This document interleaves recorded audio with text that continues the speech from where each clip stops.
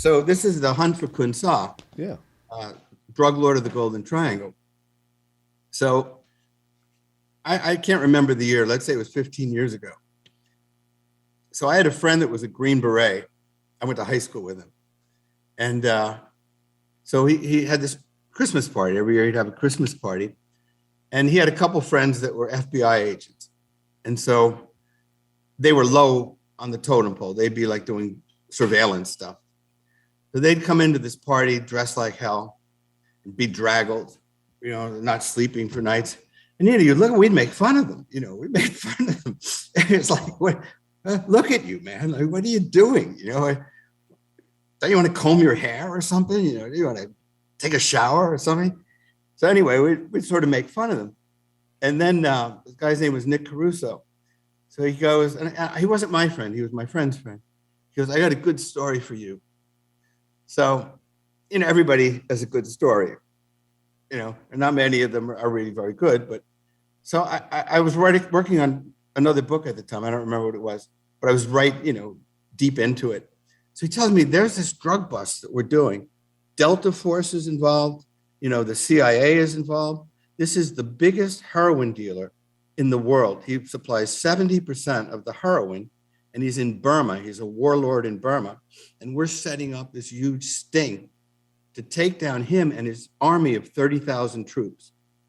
So this is like science fiction to me. It's so far removed from, where I am. So I say, it sounds good, but I'm a drug book, Burma, it has its, the Golden Triangle, it has its allure. So I finished the book, and then I said, now what am I going to do? I'm thinking, what's a good story?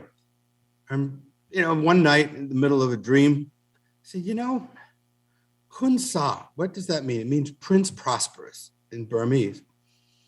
Turns out this guy came from nothing and was the most brutal warlord, maybe in the history of ever. They call him the most dangerous man to civilization, the monster, the greatest monster to civilization. This was a guy named William Brown, who was ambassador to Thailand at the time.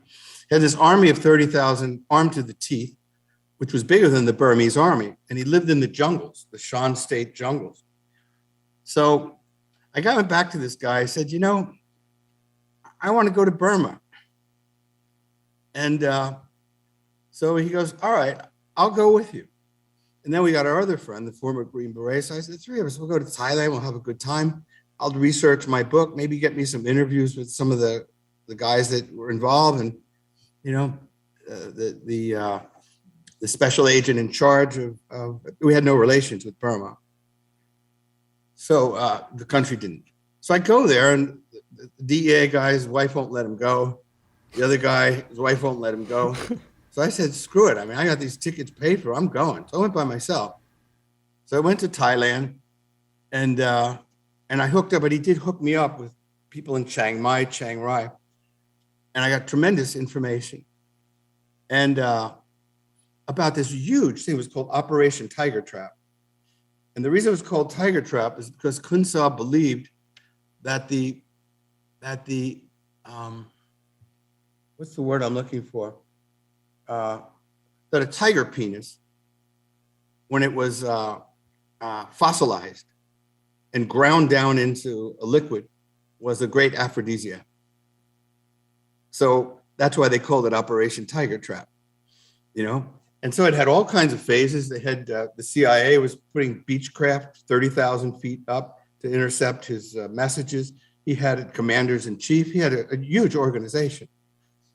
It turned out, and I went deep into this, it turned out that I interviewed a couple military guys that had gone to West Point who were involved in transporting the drugs, the opium balls, tar balls, from Burma to Thailand, where they would be processed into heroin before they went to New York, Hong Kong, et cetera.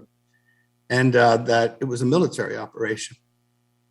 And the CIA was funding their black operations through the sale of heroin, through the mafia, and through Chinatown, and particularly the Asian market. So the Asians controlled most of it. And this became the new route after the French Connection was shut down. So this was a massive story. And so I wrote it. I wrote it 15 years ago or something like that. And a small publisher, Trine Day, who publishes sort of, I won't say radical, but not mainstream sort of things. There's not a lot of publishers would touch it because, it's an explosive story. And I had guys actually on tape. Oh yeah, I had my platoon and this is what we would do. And, that's staggering, right? Staggering to me because I lived in Newark at the time. And out of my baseball team, my grammar school baseball team, 5 out of 9 died of heroin overdoses before they were 20. And it turns out, because I was good friends with Bill Bonanno, the mafia guy, Salvatore Bonanno, Joseph Bonanno, the Bonanno crime family. I knew him quite well. And it turns out that they were using pizza parlors. Talking about points of distribution. There were pizza parlors all over the place, all over the country. So this was their method for distributing the heroin. And right across from the pool hall, where my friends used to hang out, was a place called the Cat's Meow. And that was the heroin distribution point. And that's where my friends got their heroin. And so I was able to put these pieces together, and it's a staggering picture. So they're doing a documentary on Khun Sa now, and then they're going to do a dramatic series about Operation Tiger Trap. But that's how things have been very fortunate to come upon stories like this in ways just like I mentioned. That's how I came the Mojave incident. A fellow that was a salesman that worked for me had a best friend who he played football with. He said, he doesn't want to talk about this. He said, but, they don't sleep, they have sexual dysfunction, they're just, he can't work, she can't, they're not good. And I just think it would be good for them to talk to you. And I think it would be good for you to talk to them. And so I went in very skeptical and came out and saying, this is the backbone of America. I mean, these are, college graduates, they've got children, they're well-educated, they've got good jobs. These are not flaky people. And that's when I decided to write it. I do have a question. Actually, you reminded me I did have a question about the Mojave incident that I forgot to write down. But before I go into that, going back to the CIA drug dealing story, which for some strange reason does not surprise me. It surprised me then because I was angry about it. Yeah. I mean, there's a lot of things that once you find out, it's really hard not to be angry. But then over time, things sort of make sense. But were you ever under the impression that simply by knowing it, you were in danger? Because I feel like that's which story you're talking about. The CIA story. Yeah. Oh yeah, absolutely. I mean, I got a good story for you there. So I'd written a book called The Privacy War, and it was about the FBI, the corruption of the FBI, and how they targeted a congressman that was doing hearings on the FBI's invasion of privacy, meaning blackmailing people, bugging them illegally, listening devices. So he was a congressman named Neil Gallagher. So J. Edgar Hoover sent Roy Cohen, his right-hand man, to Gallagher. He said, look, there are 2 kinds of people in J. Edgar Hoover's life, friends and enemies. There's nothing in between. He wants you to stop this privacy hearing, call it off. He said, if you call it off, you could be vice president of the United States on the Lyndon Johnson ticket. If you don't call it off, you'll be in a federal penitentiary. So this guy was a war hero, 2 wars, Korea and World War II, had silver medal, star medal, bronze medal, a couple of Purple Hearts. He said, some little creep in Washington, some little guy on a desk is going to tell me what I can do. I'm a congressman of the United States. Turned out that cloakrooms were bugged. Everything was bugged. He wound up going to prison. And my book told that story.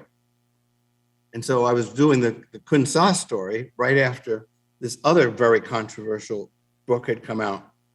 So I lived in a house, large house, with my kids and wife in a very rural area in a forest. So you had to really take this winding road to get there, gravel road to get there. So it was really tucked away. We had a milkman, and he would come and deliver the milk every morning, and a mailman that would come, and, very typical stuff. So I was out doing an interview, actually, with Bill Bonanno. And that's the other thing, this is a mafia guy I'm dealing with in pretty close terms. So I was a little paranoid. So, and for good reason. So I come back at about 3 a.m. from New York, and outside my house is a unmarked, like Brinks truck with all the markings off it. So it's just silver, just scrubbed chrome. Yeah. The engine running and the lights on. 3 a.m, parked. So I had a driver at the time. A friend of mine, was driving because I was so exhausted. So his name was Patrick. So he had picked me up late. He was late in getting there. And I was annoyed. It's 3 a.m. So we get there and I go, he goes, what's somebody doing in front of us? I said, look, it's like a Brinks truck. I said, what is this about? Because the FBI has these vans and whatnot that they use when they're bugging things for surveillance. And 3 a.m, engine running. So he goes, well, I'll tell you what, I'm not gonna just sit here. I said, stop the car. Stop the car.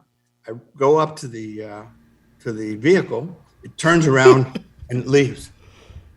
So I get back in the car and he goes, I'm going to make it up to you for being late tonight. We're going to follow that guy. So we tear ass after this vehicle, right? And so I know the area, and it's like a lot of these winding roads, and some of them are blind roads, driveways that don't go anywhere but a house. So we chase this thing. It pulls into a what looks like a road, but it's really a driveway, and I know that. I said, now we've got him. He can't get out. So we take the car and park it so that he can't get out. I get out of the car. I go, who are you, and what are you doing in front of my house at 3 a.m. with your engine running? He goes, I'm your milkman. He was the milkman. He had this truck because the weight of the milk was so heavy that he needed. He goes, I'm your milkman.